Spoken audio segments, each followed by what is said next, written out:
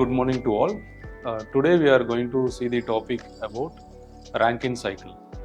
So first we go with the working principle and the components and what are the various ways we can use the Rankine cycle to increase its efficiency and its applications. So first of all, the Rankine cycle basically it works on the principle of thermodynamic cycles. Like let us see this example. It is a steady flow energy equation. So we know the steady flow energy equation, the inlet and the outlet, the energy balance has to be made. So here we have considered the inlet energy, for example, the kinetic energy, the potential energy, and the enthalpy at inlet conditions. And the same way, the kinetic energy, potential energy, and the enthalpy at the exit conditions. So we basically we make energy balance. So we make the equation. So out of which we derive an equation for the work producing devices and the heat adding devices. So basically our Rankine cycle is used in the thermal power stations, in the steam generations. It works on the Rankine cycle. So we have to consider the enthalpy conditions at the inlet conditions and at exit conditions at different components in the Rankine cycle. So let us go for the Rankine cycle.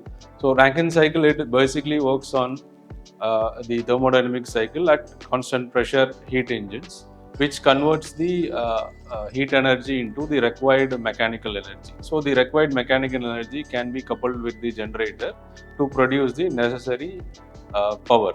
So the whole Rankine cycle, it works on a particular fluid.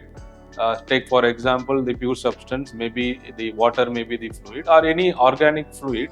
It works on a closed cycle.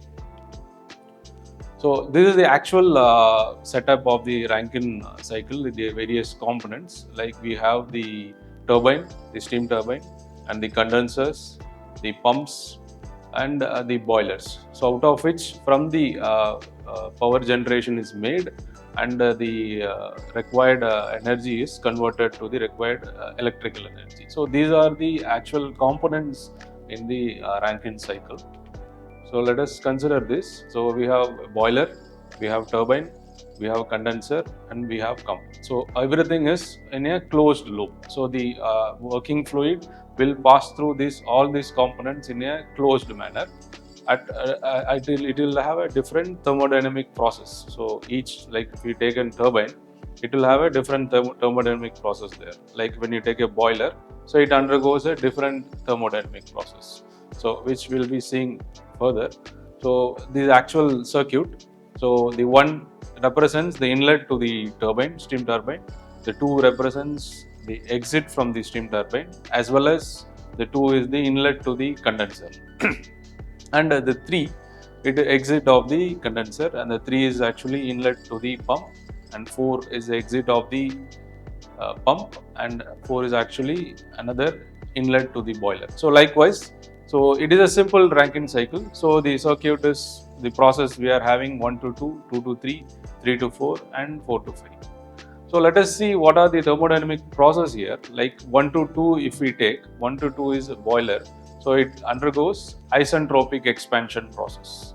So actually boiler works, it produces energy, that is work done. So it is done by the isentropic expansion process. So the steam from the boiler, it enters the turbine.